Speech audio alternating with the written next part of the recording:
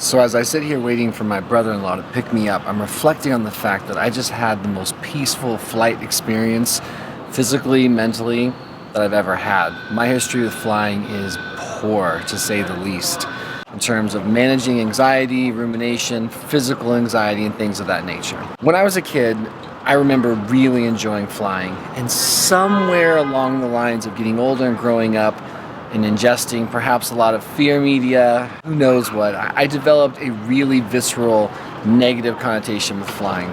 Started to visualize flight as just a guarantee death.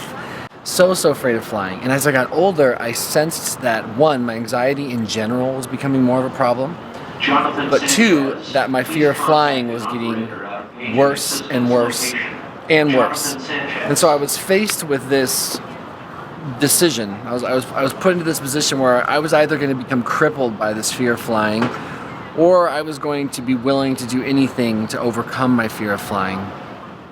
And I'm thankful to say that I definitely have overcome my fear of flying. I can do it now with no real issues whatsoever. And I wanted to share a few things that have worked really well for me in case they might work for you. Plus, I'm killing time anyway because I'm waiting for my brother-in-law to pick me up, because I'm going to surprise my wife. She doesn't know I'm traveling to see her.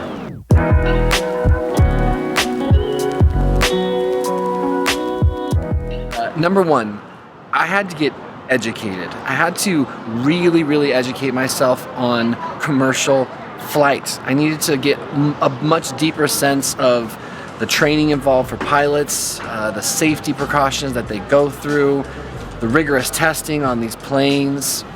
I just needed to up my game.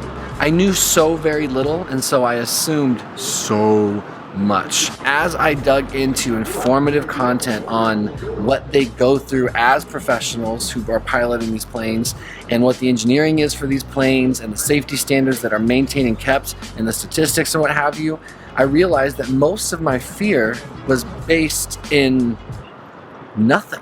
Putting tangible information into my head that I could turn to when I felt those negative voices creeping up was really powerful for me.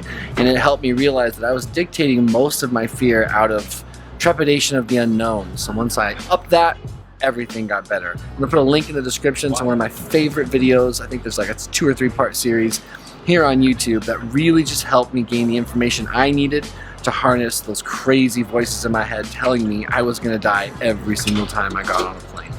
Number 2, I had this experience a while back where I had to fly internationally for the first time, and normally that would be just a devastating experience for me in terms of being afraid.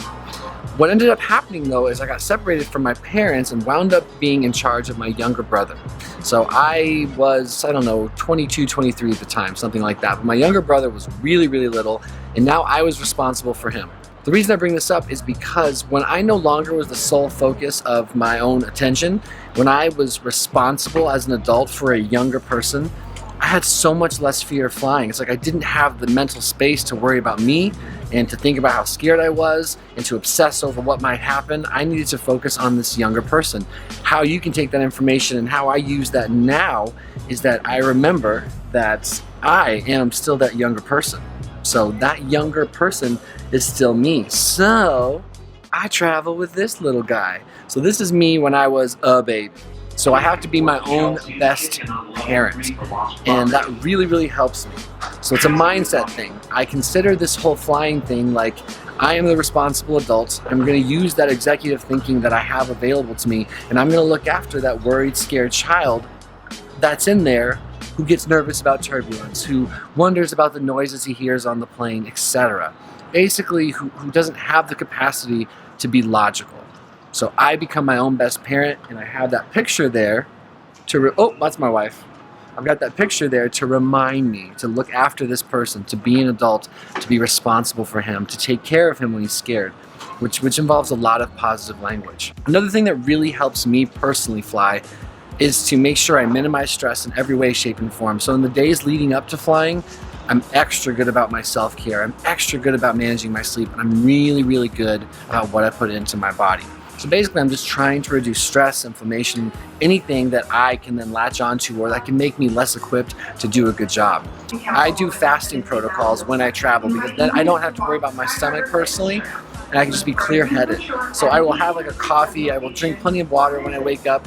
But for example, it is 6:41 right now, and I haven't eaten, and I'm gonna eat when I get to my destination. It's one less thing for me to worry about or focus on, and I don't want to stress eat. I don't want to stress eat and possibly upset my stomach, causing more stress. Now that one's pretty niche, particular for me. For me, travel days, that's a water fast only day, and it really helps keep me focused on the task at hand.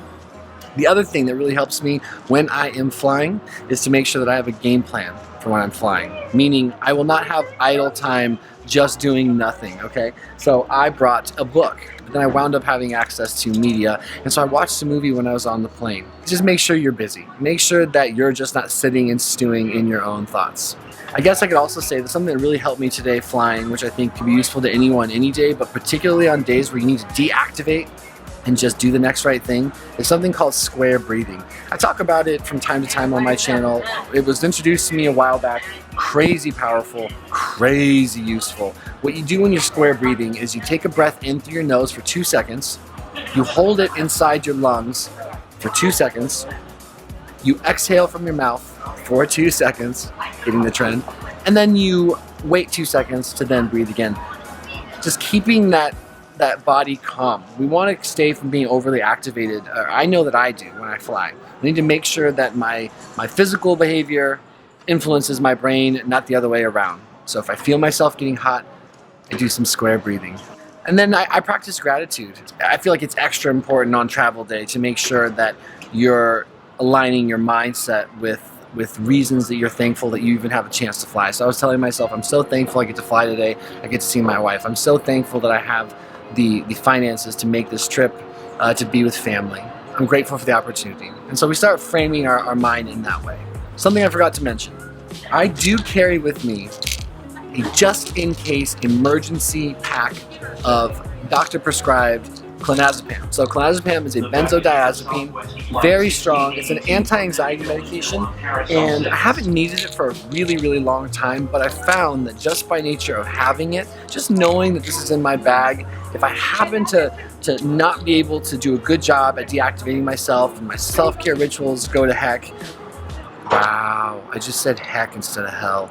I know that I have this, and that's really helpful to me. It's like a Band-Aid sort of thing. So again, I don't ever really need it, but I've got it. So if you're doing all the right things and it still doesn't work, know that there are medications such as clonazepam that when taken as needed can be really, really powerful for helping you get to the flight.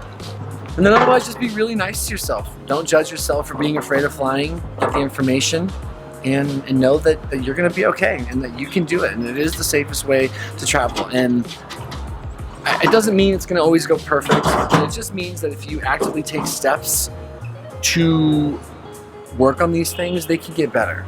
And so action is required. Inspiration is only momentary. You'll have to act on it. So I hope you act on some of the things I brought up today, because they really have worked well for me. And I mean, I'm not over-exaggerating when I tell you that in the past when flying, I've literally had panic attacks. I've had sweat pouring off my body. I've had to get drunk just to travel. Just to be on a plane. I've had massive diarrhea and stomach problems. I literally, every time I've ever flown in my adult life, I felt like I was moments from death, and I'm so thankful not to be in that space. And if you have some tips that I left out, please load them up in the comments below. This is just one person's perspective. The power of the internet, the power of this platform is that we can help each other. So if you've got some other things that are really powerful for you, that make sense for you, that you think will help other people, share them in the comments below. From one formerly fearful flyer to you, I wish you the very best, because it's a big world and I want to experience it. I used to think like, damn, I'm just not going to see the world. I don't care. I'd rather not, just in case, you know. And that sucks. That's so sad. So people, places, things, you know, control what you can, and I'm working hard to control the things I can and be a responsible adult today and experience life for what it is. Now I'm getting woo-woo-y. Alright, we'll see you guys in the next video. My name is Noah. Thank you for checking out my channel. I do appreciate your time. This is a big part of my life. I love knowing you guys are there. And again, in the description is that informative series that I saw here on YouTube that's just been immensely helpful in gaining more knowledge to help dampen those fears and up me with the information that can empower me to fly safe. Adios.